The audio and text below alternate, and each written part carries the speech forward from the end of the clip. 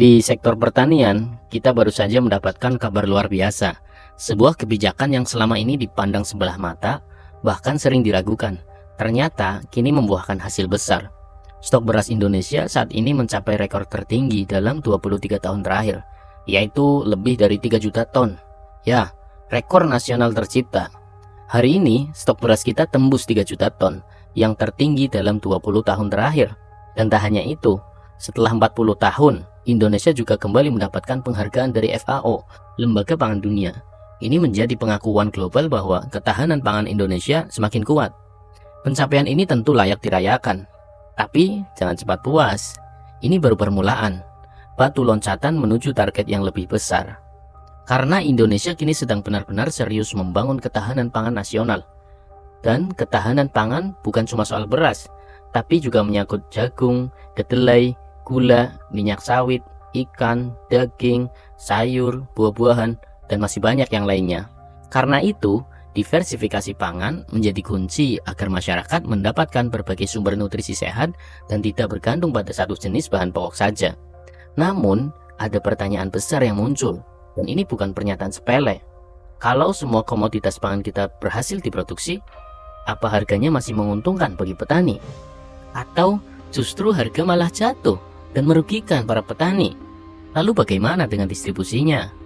Apakah semua wilayah bisa mendapatkan komoditas dengan harga yang sama? Karena seringkali di satu daerah harga murah, tapi di daerah lain harga bisa melonjak tinggi.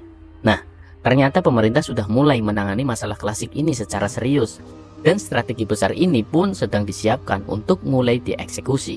Bahkan ditargetkan mulai dijalankan tahun ini.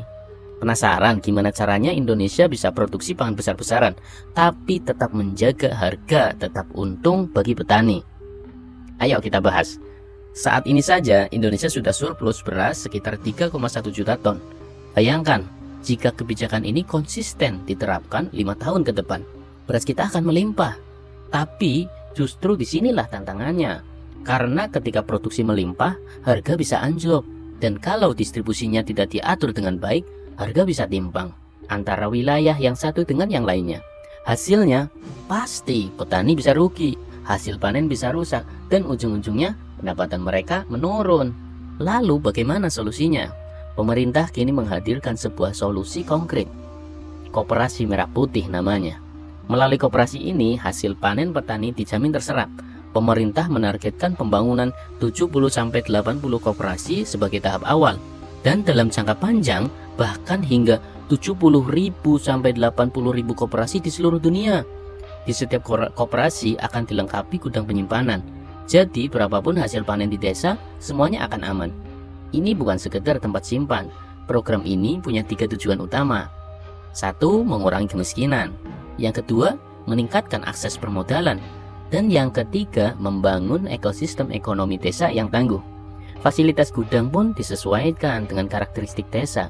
Misalnya di wilayah pesisir akan dibangun gudang dengan freezer untuk memperpanjang masa simpan hasil tangkapan nelayan. Di daerah pertanian akan ada dryer atau pengering untuk menjaga kualitas panen seperti padi, jagung, dan kedelai agar tidak cepat rusak karena kelembaban. Selain itu, Koperasi Merah Putih juga akan memangkas rantai distribusi yang selama ini panjang dan merugikan petani.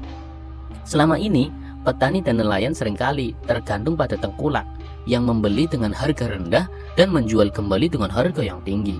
Dengan hadirnya koperasi, petani akan langsung terhubung dengan pasar. Bayangkan, koperasi ini seperti Bulog, tapi versi lengkap untuk semua komoditas pangan, bukan cuma beras. Koperasi ini tak hanya menyimpan dan mendistribusi, tapi juga berperan menstabilkan harga, mengelola hasil produksi, dan memastikan keberlanjutan ekonomi desa. Misalnya, saat ini pemerintah sudah menjamin pembelian gabah petani seharga 6.500 per kilogram. Ini kabar baik bukan hanya bagi petani, tapi juga bagi sektor industri kecil dan menengah. Dengan Koperasi Merah Putih tersebar di berbagai wilayah, akan terbentuk data bahan baku nasional. UMKM bisa tahu nih lokasi bahan baku, dapat harga stabil, dan mengembangkan produk hilir seperti makanan olahan, minuman, kerajinan tangan, dan produk agroindustri lainnya. Dengan begitu, akan terjadi hilirisasi pertanian dan perikanan yang lebih mudah dan terstruktur. Misalnya mau buat pabrik pakan ternak kecil, tinggal cari jagung di koperasi desa A. Artinya, koperasi merah putih juga bisa jadi sentra pengolahan pangan bernilai tambah. Ini membuka peluang kerja luas, terutama bagi pemuda desa. Mereka bisa terlibat di bidang produksi, pengolahan, distribusi, bahkan pemasaran digital. Desa bukan hanya tempat tinggal, tapi juga tempat berkembang dan berinovasi. Tapi, ada satu tantangan besar yang tidak bisa kita abaikan, yaitu infrastruktur dan literasi digital. Kalau koneksi internet buruk dan keterampilan digital rendah, koperasi ini bisa tidak maksimal. Contoh sederhananya, koperasi sudah ada, stok bahan baku melimpah, tapi masyarakat tidak tahu cara memasarkan produknya secara online. Maka dari itu, khususnya buat anak-anak muda, ayo mulai peduli dengan pengetahuan digital.